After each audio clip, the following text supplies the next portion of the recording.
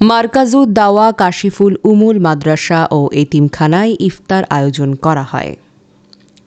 প্রতিবারের ন্যায় এবারও পলাশবাড়ী বটতলা লেবুবাগান মারকাজুদ দাওয়া কাশিফুল উমুল মাদ্রাসা ও এতিমখানায় ইফতার আয়োজন করা হয়।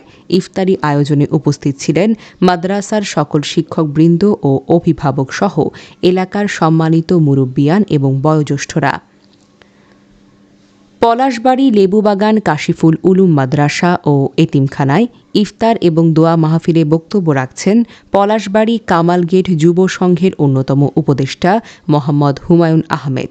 এই মাদ্রাসার জন্য অনেক আমাদের যুব সংগঠনের যারা আছে তারা মাদ্রাসার জন্য খুব মেহনত করে, সবাই খুব মেহনত করে, সবাই শ্রম দেয়, ছাত্রের বিষয় দেয়, তা আপনি মাদ্রাসার বিষয়ে সবাই মেহনত করে।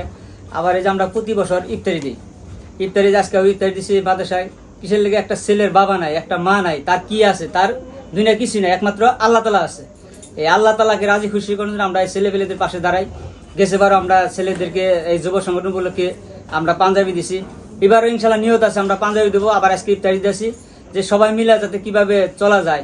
যে এখানে যে জাকাতের সময় আসছে, অনেক মানুষ আগে সাহাবিরা কি করছে, জাকাত নিয়ে ঘুরছে দাঁড়ায়, জাকাত দেওয়ার লোক পায় নাকি। আর আজকে আমরা মাদ্রাসার ভিতরে অনেক ছাত্র আছে যে জাকাত দিবে, এই জাকাতের লোক আমরা পাইনি। আমরা কি করছি, মাদ্রাসার পক্ষ থেকে চিঠি লিখছি যে মাদ্রাসায় অনেক ছাত্র আছে যারা যদি জাকাত দেয় তারা এই জাকাতের বিনিময়ে মাদ্রাসার চলে।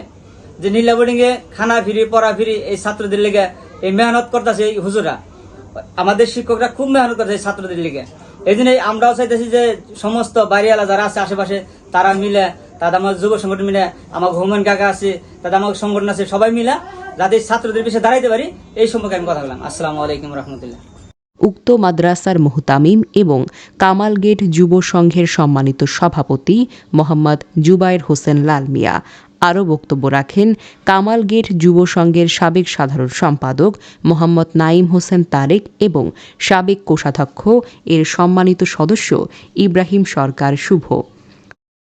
আপনাদের দয়া মনে হয় আমাদের মাদ্রাসার জন্য একটু হেল্প করবেন, উপকার করবেন এই মাদ্রাসার ছেলেমেয়েদের জন্য।